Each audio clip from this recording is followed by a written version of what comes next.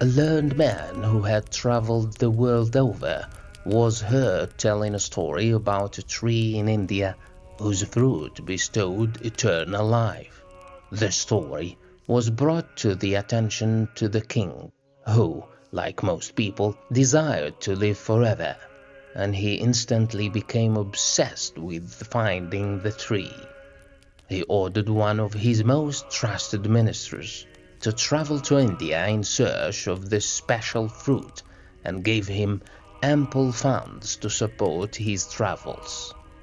Upon arrival in India, the minister began his thorough search from the southernmost point of the subcontinent to the remotest mountains in the north.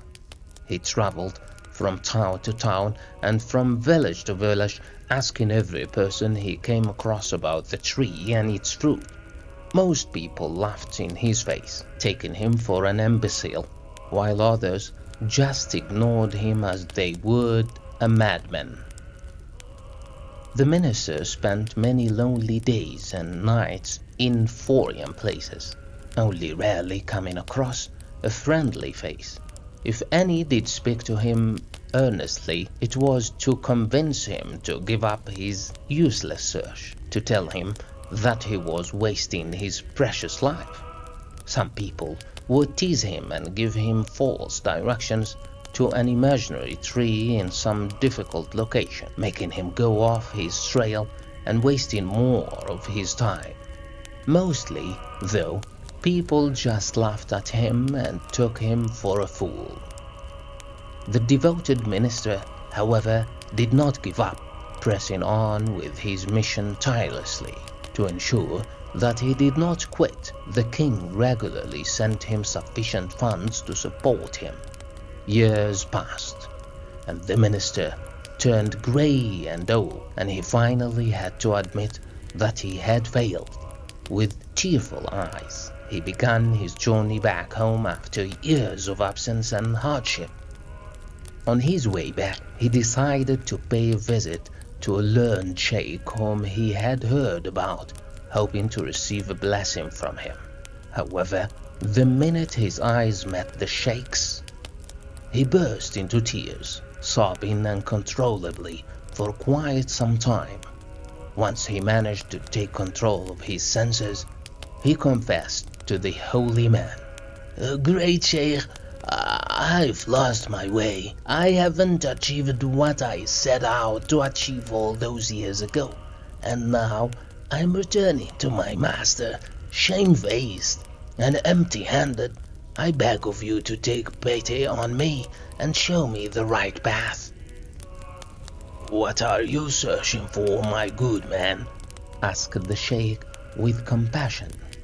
"Years ago, my king sent me in search of a tree that produces a fruit that gives eternal life. I've wasted my youth searching for it, but I never found it. All I found was sarcasm and pity." "My wise man, this tree you speak of is the tree of knowledge, which grows within the human heart. You've been searching for what's readily apparent, and in the process, you've given up on the real meaning of life. This phenomenon is called by different names. One calls it the sea, another calls it a cloud, while another calls it a tree or even the sun, and many more names besides. Knowledge has thousands of uses, one of which is eternal life. God is one and without a rival, but he gives forth infinite signs. Think about it. Man may be your father, but he is also someone's son. What may seem like anger in the eyes of an enemy is kindness to a friend. You've been saddled with only one of his signs, namely the tree that you've been seeking. If you don't want to remain defeated, it's time for you to ignore what you see on the surface and begin to concentrate on the essence. What creates difference between men is precisely this superficiality, but once they understand what lies beneath the surface, duality vanishes. The minister felt an immense burden lifted from his shoulders. He no longer felt dejected or defeated. His heart had opened, and he knew that his passage back home would be one of joy rather than grief. The Tree of Eternal Life by Rumi.